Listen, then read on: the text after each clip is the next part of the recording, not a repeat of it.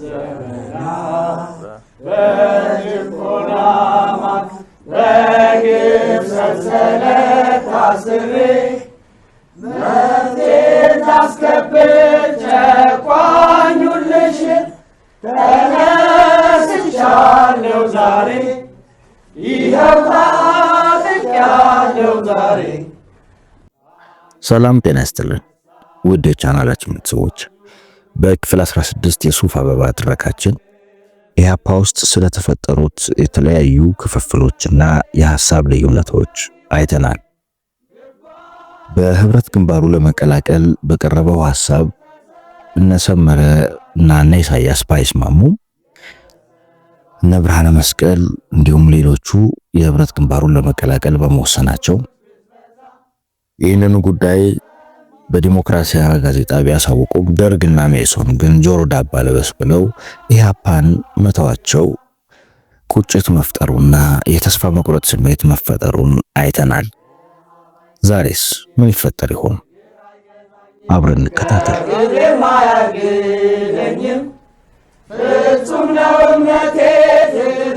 የሱፍ አበባ በሀብታሙ አለባቸው።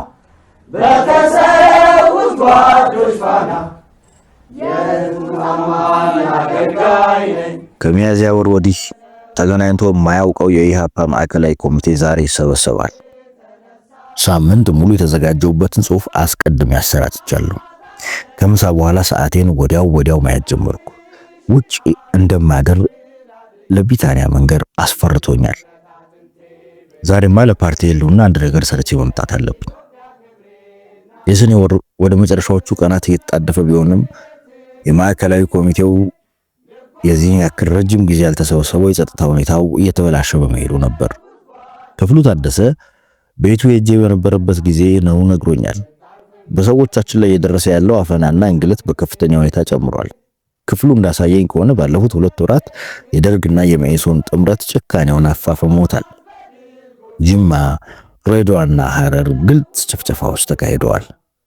ይህ ስሜት በዛሬው ስብሰባ ላይ አዚሙን ሊጥልበት እንደሚችል ተሰምቶኛል። ክርክር እስካለ ድረስ ግን ስሜታዊነት የበረዘው ውሳኔ አልጠብቅም። ግን ምኑ ይታወቃል አልኩ ለራሴ። ብርሃነ መስቀል ያለ አግባብ ከጸሐፊነት በተነሳበት የመጀመሪያው ኩነኔ ትዝ ሲለኝ የዛሬ ሌሊቱ ስብሰባ 7 ደረጃ አካባቢ በዮሴፍ አዳነ ቤት ውስጥ ነው የሚደረገው። መስኪን ዮሴፍ ያለች የሌለችውን ንብረት ሁሉ ለኢህአፓ አስረክቧል። በጸጥታው መበላሸት ምክንያት የ2 ሳምንት የድርጅቱ ገቢ ስላላስረከብኩት ዛሬ አገኘዋለሁ። አዲስ የተመደበውን ሻለቃ ሽታዬ ደስታን አግኝቼ መተዋወቅ እንኳን አልቻልኩም። የጸጥታው ችግር በተራው የድርጅቱን የፋይናንስ ቀውስ አባብሶታል። ዮሴፍ የነገረኝ መራራ ታሪክ ትዝ አለኝ። የገንዘብ እጥረት እንዳሰቃየን ሲታወቅ በድርጅት ደረጃ መፍትሄ መፈለግ ነበረበት። አንተ ወደ ፖለቲካ ኮሚቴው ከመጣ በኋላ የአዲስ አበባው በየነቀጠና ኮሚቴ ችግሩን ለአባላት አስታወቀ። ብዙ ልጆች ምን እንዳደረጉ ታውቃለህ? በጥቂት ቀናት ውስጥ በየግላቸው መጠነኛ ገንዘብ አመጡ። ይሄ ነገር ምንድነው ብለን ስናጣራ የሚያስደነግጥ ወሬ ሰማን። የወላጆቻቸውን ወርቅ፣ ቀለበትና ጉትቻ እየሰረቁ ሸጠው ነው ያመጡት። ወዲያው ትዕዛዝ ሰጥተን አስቆሙ። ዮሴፍ ቅሬታ፣ እኔ ደግሞ ብርቱ ድንጋጤ ተሰማን። ስሜቴን ለመንገር የሚከብደኝ ሰው አይደለሁ። ጆስ፣ ይሄ የከተመኝነታችን አንዱ አስከፊ ውጤት አይመስልም? የትግራይ ሽምቅ ተዋጊዎችን ውሰድ። በተቋቋሙ 3 ወር ባልሞላ ጊዜ አክሱም ንግድ ባንክን ሰብረው በቂ ብር ወሰዱ። ማየት ያለብህ ብሩን ብቻ አይደለም፣ የደፈጣ ጥቃት ልምድ አገኙበት። የህዝቡን በራስ መተማመን ከፍ አደረጉበት። በጠመንጃ አጥቅተው ስለወሰዱት መንግስት ማንንም ይዞ ማሰርና ማሰቃየት አልቻለው። የወሰዱትን ብር ወደ ምሽጋቸው ስላሸሹት መንግስት ሊደርስበት ቀርቶ ዱካውን መከተል አቃተው። ይህ ሁሉ ድል ድርጅታቸው ገጠር መኖሩ የሰጣቸው ነፃነት ውጤት ነው። እየተናገርኩ ድርጅታዊ ቅናት ሊጠብሰኝ ዳር አለኝ። አላምረውም። ትክክል ነህ። ብዙ ገንዘብ ከፈለክ ወደ ብዙ ህዝብ መሄድ ነው። ከተማ ውስጥ ብዙ ገንዘብ ቢኖርም በጥቂት ሰዎች እጅ ነው ያለው። ከሁለት የከተማ ሰዎች 1000 ብር ከምታገኝ ከ1000 የገጠር ሰዎች 10,000 ብር ብታገኝ ይቀላል። ዮሴፍ ይህንን ይበለኝ እንጂ በተግባር ጥያቄ ላይ እሱም ያው ነው። ኢህአፓ አዲስ አበባን ሲለቅ አይታየው። ደርግ ስለገጠመኝ ችግር መረጃ አለው። መኢሶኖች ችግሩ ለፕሮፓጋንዳ ዓላማቸው ተጠቀመብን ብለው ትዝብት ላይ ጣላቸውን ስህተት ሰሩ። ኢህአፓ ከፍተኛ የፋይናንስ ቀውስ ገጥሞታል። ይህንኑ ችግሩን ለማቃለል በእድገት በህብረት የእውቀት እና ስራ ዘመቻ ላይ የሚገኙ ሴት አባላቱን በሴተኛ ዳሪነት አሰማርቶ ገንዘብ እንዲያመጡለት እያደረገ መሆኑን ተደርሶበታል ብለው አስወሩ። መኢሶኖች በራሳቸው የሰፊው ህዝብ ድምጽ ጋዜጣም ይህንኑ ጸያፍ ሐሜት አወጡት። በኢህአፓነቴ እንዲህ አይነት ተግባር ሊፈጸም ቀርቶ ሊታሰብ አይችልም። በሀገራችን ባህል የደርግና የመኢሶን መግለጫ እጅግ ነውረኛ ነው። ለሴቶች ንቀታቸውን ያሳዩበት ጸያፍ መንግስታዊና ድርጅታዊ ትንሽነት ሆኖ ተሰምቶኛል። ወዲያው ትዝ ያለችኝ ብሩክታይት ነበረች። ብሩክቲ ይህን ስትሰማ ምን ብላ ይሆን መገመት ከበደኝ። በግልባጩ ግን ድርጅቷ መኢሶን ከፍ ያለ በጀት በደርግ ተመድቦለታል። ሰርጎ የገቡ አባሎቻችን ለማን ምን ያህል እንደሚከፈለው መረጃ ልከዋል። በእውነት በጣም ያስደነገጠኝ ዝርፊያ እየተካሄደ ነው። በዚህ በኩል ድርጅቴ 74 ሳንቲም አይታማም። ኢህአፓ ሆኜ 100 ጊዜ ብራብና ብጠማ ይሻለኛል። ኩራት ተሰማኝ። የድርጅታችን ገንዘብ እጥረት ኢሳያስንም ነክቶታል።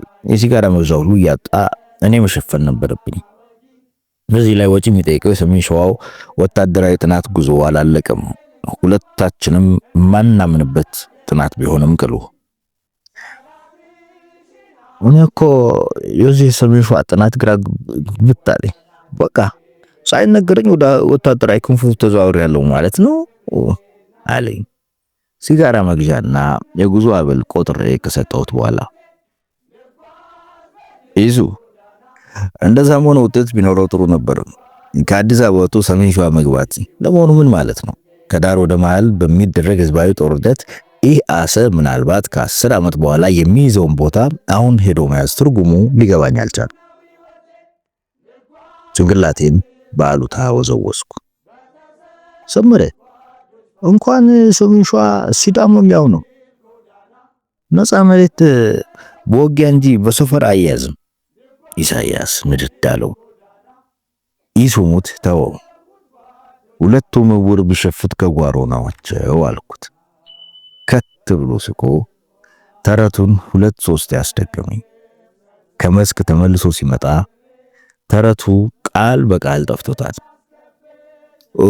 ዕውር በጓሮ ሸፈተ ነው ያልከኝ? እየሳቀ ሲጠይቀኝ እንደገና ነገርኩት። የተረቱ ፍካሪያዊ ትርጉም ኢህአፓን በትክክል ሊገልጽ መቻሉ አስገርሞታል። ይህ ሁሉ ሆኖ ግን ትዕዛዙን አልቀበልም ሊል አይችልም። እንዲያውም በሙሉ ፈቃደኝነት እየሰራው መሆኑን ሳይ እኔም ደስ ብሎኛል። አሁንም ስብሰባ ላይ የማይገኘው ስለሄደ ነው።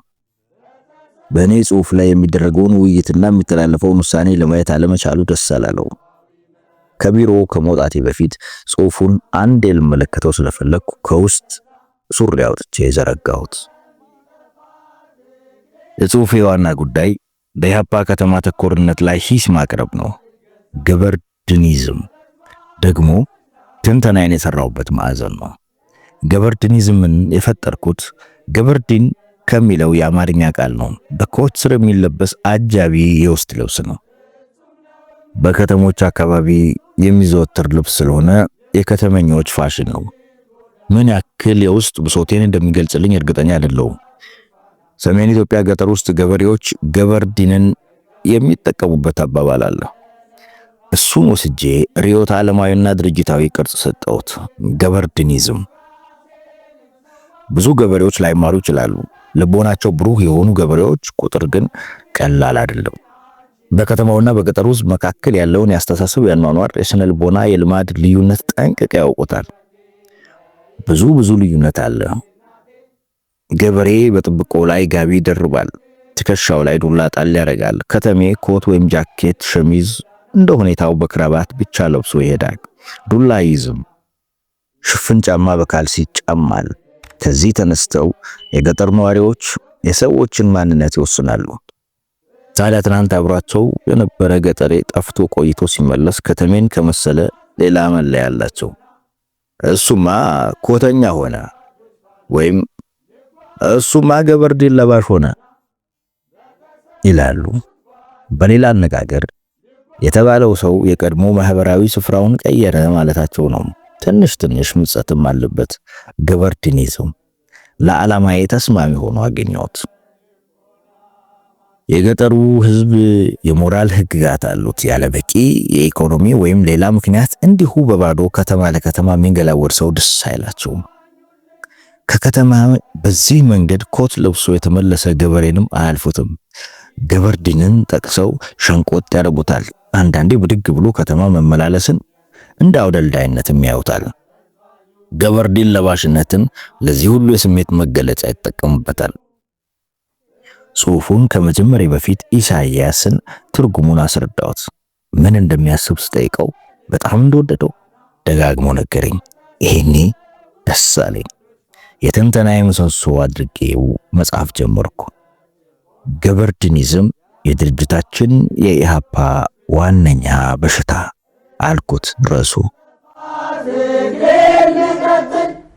በጨቋኞች ሳልገዛ በበዝባዦች ሳልገዛ ረሃብ አይፈታኝም፣ ችግር አይገዛኝም፣ ከግብሬም አያግደኝም። ገበርዲኒዝም በሁለት ምክንያት የድርጅታችን ገዳይ ህመም ነው። በአንድ በኩል ገበሬውን ወይም የገጠሩን ህዝብ ስርዓት የመለወጥ አቅም አሳንሶ ከማየት ይመነጫል። በሌላ በኩል የፖለቲካ ግንዛቤና የማድረግ አቅምን ከ10 በመቶ ለማይበልጠው የከተማ ህዝብ ይሰጣል። ከህዝቡም ደግሞ ጥቂት ልሂቃንን ይመርጣል። ልሂቃኑ ሐሳብ ያመነጫሉ፣ ወጣቱ ይፈጽማል። ገበርዲኒስቶች ገጠርን ለአጣዳፊ ፖለቲካዊ ፍላጎት ምንም ጥቅም የሌለው የሩቅ አድርጎ ማየት ግፊትም አለባቸው። በሌላ በኩል ራሳቸውን ለከተማ ኑሮ የተፈጠሩ አድርገው ይወስዳሉ። ይሄ ከተማ የሁሉም መልካም ዕድሎች የስበት ማዕከል አድርጎ የማመን አደገኛ ዝንባሌን ያመለክታል። እስካሁን አንጀት ያራሰን። በተጨማሪ ለክርክሬ ጥልቀት መስጠት እንዳለብኝ ተሰማኝ። ርዕዮተ ዓለማዊ ገጽታ ካላስያዝኩት ትኩረት የማይስብ እንደሚሆን አውቃለሁ። ሊበራሊዝምን ብድግ አደረግኩት። ይህም ማለት ገበርዲኒዝም በገበሬ አገር የገበሬውን ህዝብ ብቃት ከመጠራጠር ያለፈ መሰረታዊ ችግር አለበት ማለት ይሆናል። የገበሬውን በተለይ ድሃውን ገበሬ የመካድ አተያይም ጭምር ነው። እዚህ ላይ አንድ ቁም ነገር ልብ ሊባል ይገባል። ገበሬው ህዝብ የአብዮቱ ዋነኛ የኃይል ምንጭ ነው ስል ከተሞች ምንም አስተዋጽኦ የላቸውም ማለት አይደለም። የማይናቅ የራሳቸው ሚና አላቸው። ይሁንና ገበሬውን ጨርሶ መተካት አይችሉም። ይህንን ስታቲስቲካዊና ሎጂስቲካዊ ሀቅ አለመቀበል ማለት ጥራዝ ነጠቅ ሊበራሊዝምን ከማራመድ ሌላ ስም ሊሰጠው አይችልም። ከዚህ አንጻር ገበርዲኒዝምን በማወቅም ሆነ ባለማወቅ የተያዘን ሊበራል አድርባይነትና ያልዘሩት በቀልነትን ያመለክታል። እዚህ ነጥብ ላይ ስደርስ ወደ ድርጅቴና አገሬ መመለስ እንደሚኖርብኝ ገባኝ። ዋናው የጽሑፌ ግብም ይኸው ነው። አሁን ትኩረቴ ኢሃፓ ከተማ ውስጥ መጎለቱ ለውጥ አመጣለሁ ብሎ አስቦ ከሆነ ይህንን ላም ባልዋለበት ኩበት ለቀማ መሆኑን አጥብቆ ማስረዳት ነው። ከቻልኩ በገበርዲኒስት የማዕከላዊ ኮሚቴ አባላት ላይ የሀፍረት ስሜት መፍጠር አለብኝ። ቀጥለው እዚህ ላይ አንድ ጥያቄ ላንሳ። የድርጅታችን መስመር ህዝባዊና አብዮታዊ የሆነው ለምንድን ነው? ሌላ ምንም ሳይሆን ሊበራል ካልሆነው የኢትዮጵያ ህዝብ በቅለን ሊበራል መሆን ስለማንችል ነው። ይህ ከሆነ ኢሃፓ አዲስ አበባ ውስጥ የተቀመጠው ምን ተአምር ለመስራት ነው? ምክንያታችን የገጠሩ ህዝብ ጥያቄ በመሬት አዋጁ ስለተመለሰ ቦታ አይሰጥንም የሚል ከሆነ ይህ ጥሩ መልስ ነው። የዚህ መልስ ትልቁ ጉድለት ግን ከተማ ላይ ሆኖ የተሰጠ መሆኑ ነው። ባጭሩ ይህንን ግልጽ ገበርዲኒዝም ነው። ወደ ገጠር ገብተ ህዝቡ ምንም አትረዱኝም እና ዞር በሉ ካለን ያን ጊዜ ኢሃፓ መፍረስ ይኖርበታል። ለማን ቆምንና? ጋጥዬ የገጠሩ ህዝብ ከደርግ የበለጠ ኢህአፓን የሚቀበልበት ምክንያት ወደ ማስረዳት ሄድኩ። ገጠሩ አይፈልግንም እንዳይባል ይህ የማይመስል ነው። በዚህ ላይ ቀደም ብለን የተግባባናቸው ነጥቦች አሉ። ደርግ በራሱ መዋቅራዊ ማነቆ ምክንያት የመሬት አዋጁን በተግባር እንደማያውለው ተስማምተናል። ይህ ብቻም አይደለም። ደርግ ገበሬውን የአዋጁ ባለቤት አድርጎ አይመለከተውም። እናም የምርቱ ነፃ ተጠቃሚ ያደርጓል ተብሎ አይታሰቡም። ደርጎች መሬት ከመውረስ አልፈው ሄደው ሀብታም ገበሬ የሚፈጠርበትን ፖሊሲ ነድፋሉ ማለት ዘበት ነው። ንብና ጥንዚዛ ቦታ ተቀያየሩ ማለት ነው። ይህ ማለት እንግዲህ ኢህአፓ የተራዘመ ሽምቅ ውጊያ ለማድረግ በቂ ምክንያት አለው ቢባል ያስኬዳል። ከመሰረቱ ደርግ የከተማው ህዝብ ጠንቅ ከሆነ ለገጠሩ ህዝብ ደግ ሊሆን የሚያስችለው ልብ ከቶ ሊኖረው አይችልም። ምን ያክል ጠንካራ ክርክር እንደጻፍኩ አሁንም እርግጠኛ አይደለሁም። ምናልባት ለውይይት ሲቀርብ ያን የሚከሰትልኝ የስነ ዘዴ ስህተትም ሰርቼ ሊሆን ይችላል። ብርሃነ መስቀልና ጌታቸው አይለቁኝም። ይህንን ፈርቼ ግን አልተወውም። እንደተለመደው ትምህርት አግኝቼበት አልፋለሁ። በመጨረሻ ገጠር መሄዳችን ለኢህአፓ የሚያስገኛቸው 10 ስትራቴጂካዊና ታክቲካዊ ጥቅሞች በመረጃ ተደግፌ ዘረዘሩ። በመጨረሻም መደምደሚያ ያበጀው ድል ለኢህአፓና ለሰፊው ህዝብ፣ እናሸንፋለን። የመጨረሻውን ቃል ሳሰፍር ልዩ የደስታ ስሜት ተናነቀኝ። ቢወቀት አጥንቴ ብታርፍም ሕይወቴ ለኢትዮጵያ ክብሬ እናቴ፣ ፍጹም ነው እምነቴ ትግሉ ነው ሕይወቴ፣ ልጓዝ በድል ጎዳና በተሰዉት ጓዶች ፋና። የገራዡ በር ትንሿ መተላለፊያ ስትከፈት ድምፅ ተሰማኝ። በሩጫ የሚመጣ ቀላል የእግር ኮቴ። የልጅ ኮቴ እንደሆነ ስጠረጥር ሚካኤል እንደሆነ ስለገመትኩ ደንገጥ ብዬ ሄጄ በሩን ከፈትኩለት። ግምቴ ትክክል ነው። የሚካኤል ሁኔታ ግን ጥሩ አይደለም። ማይክ ምን ተፈጠረ? ምን ሆነ ነው? ድፍድፍ ብዬ በጮት ጠየቅኩት። ቤቲ ከሰው ከተጣልታ ከሙሴ ባልዲ ጋር ተጣልታ መንገድ ላይ አላሳልፋት ብሎ እያለከለከ ተኮላታተፈ።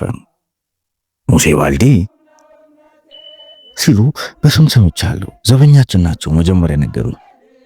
ሙሴ ድፍን መሳለሚያ የሚያውቀው ቦዘኔ ነው። ማጅራትም ይመታል። ሴቶችን በተለይ ጌጣጌጥ ቀምቶ ይሮጣል። በደንብ ሳስታውሰው ነፍስ ልስት ምንም አልቀረኝም። ከጩቤ የሚበልጥ ስለት ያለው የመኪና ጎማ መቀረጃ ከወንበሬ ስር ብድግ አደረግኩ። የት ነው ያስቆማት? የት ነው? ማደርገውን አጣው። ኑረዲን ዳቦ ቤት ጋር አለኝ ሚካኤል ወደ በር ስንደረደር ከስር እየተከተለኝ። ጠባቧን የእግረኛ ጠጠር መንገድ ይዤ ወደ አስፓልቱ ተወነጨፍኩ። ክንፍ ስላልነበረኝ ሳይታወቀኝ ያማረርኩ ሁሉ ይመስለኛል። ልክ አስፓልቱን ረግጬ ወደ ቀኝ ጠፍ ስል ደጀኔን አየሁት። ከግራ አቅጣጫ በሞተር ብስክሌት እየደረሰ ነው። ተያይተን ነገር ግን ከሁኔታዬ እንደሚረዳ ገምቼ ዝም ብዬ ሄድኩ። ብዙም ሳልሄድ የሞተሯ ድምፅ ከጀርባ ደረሰ። ሚካኤል ሲነግረው ሞተሯን አቁሞ ተከተለኝ። ሙሴ ማለት ቀይ ይሁን ጥቁር፣ ረጅም ይሁን አጭር፣ ወፍራም ይሁን ቀጭን አላውቀውም። በትክክል የት ላይ ሆኖ እንዳስቆማትም አላውቅም። አይኖቼ የሚቃብዙት ቢታንያን ፍለጋ ነው። ኑረዲን ዳቦ ቤትን አለፍ ብሎ ሴቶች ሲተራመሱ ታዩኝ። ፍጥነቴን ጨመርኩ። እንኳን የአንድ ሰፈር ቦዘኔ ከፈለገ ለምን የአገሩ ጀነራል አይሆንም? ደሜ በመደፈር ቁጣ ተንተከተከ። ወደ ሴቶቹ ስጠጋ ቢታንያን አየኋት። በግራና በቀኝ በኩል እጆቿ ግጥም ተደርገው ተይዘዋል። የማናግሯት ነገር አለ። ፊቷ በቁጣ እንደነደደ ያስታውቋል። መቼም አይኗ ለኔ የውስጥ ስሜቷን የማይበት መስታወቴ ነው። በአጫጭርና አካላቸው ዝርቡጥቡጥ ባለው የሰፈሩ እናቶች መካከል ቆማለች። አይኖቼ ሲያርፉባት የተለየ ስሜት ተሰማኝ። የሱፍ ተክል መስላ ታየችኝ። ቢታንያ የሱፍ አበባ። ሙሴ ባልዲ እንዴት ሊደፍራት ሞከረ? ነብር ሆንኩ። አዎ ሊሞትላት የተዘጋጀ ፍቅረኛ እንዳላት ስለማያውቅ መሆን አለበት። በሴቶቹ መካከል አልፌ ወደሷ ቀጥ ብዬ ሄድኩ። አንዲት እናት ጮክ ብለው ይናገራሉ። ልጄ ቢታንያ፣ የሴት ኃይለኛ መሆን ምን ይጠቅምሻል? የሴት ልጅ ትሁት ነው መሆን ያለባት። ሙሴ ባልዲ እንደሆነ ገና ከልጅነቱ ጀምረን እናውቀዋለን። አይኑን ያፈጠጠው ወሮላ ነው። አንዱን አካልሽን ቢያጎድለው ምን ትጠቀሚያለሽ? በሞትኩ። እኔ ያለው ማካ አካሉ አይጎልም። ዛትኩ። ተንደርድሬ ከፊት ለፊቷ ሄጄ ስቆም ምንድን ነው መቷታል እንዴ? የት ነው ያለው? ብስብስ እያልኩ ጮህኩ። አንዷ እናት ሁኔታ ያስፈርቷቸው መሰለኝ ነጠል ብለው ወደ እኔ መጡ። ኧረ አልነካትም ልጄ፣ ገና እምጭ ብሎ ሲጠጋ ጫማውን አውልቃ ገጠመችው። ሰው ደረሰ። ቤትሽ አትገቢያትም ብሎ ጽቶ እሳች ትንሽ ቤት ሄዶ ገባ። አሁን እኛ አትሄጂም፣ እሷ እስቲ ደግሞ እንካኝ ሄዳለሁ። በዚህ ሽምግልና ቁመናት ነው። አሁን ሁሉም ነገር ገባኝ። ራመድ ብዬ ወደ ቢታንያ ሄድኩ። ቀኝ እጇን ይዤ ከሴቶቹ አስለቀቅኳት። ደጀኔ ግራ እጇን ያዘ። መሃል አድርገናት ደረታችንን ነፍተን ወደ ቤት ተመለሰን። ሰው በየበሩ ቆሞ ቅልጥ ያለ ፍልሚያ የሚጠብቅ አይነት በስጋት ይመለከተናል። ትግሉ ነው ሕይወቴ ልጓዝ በድል ጎዳና በተሰዉት ጓዶች ፋና ይወቀጣል። ውድ የቻናላችን ቤተሰቦች እንግዲህ እንዳያችሁት ክፍል 17 በዚህ ሁኔታ ተጠናቋል። ቢታንያና ሙሴ ባልዲ ተፋጠዋል። ሰመርና ደጀኔም ቦታው ላይ ተገኝተዋል። ምን ይፈጠር ይሆን? ተከታዩን ክፍል በክፍል 18 ይዤላችሁ መቅረብ ይሆናል። አብራችሁኝ ስለነበራችሁ ከልብ አመሰግናለሁ። ላይክ፣ ሼር፣ ሰብስክራይብ ማድረጉን አትርሱ። ዘውድ ቲዩብ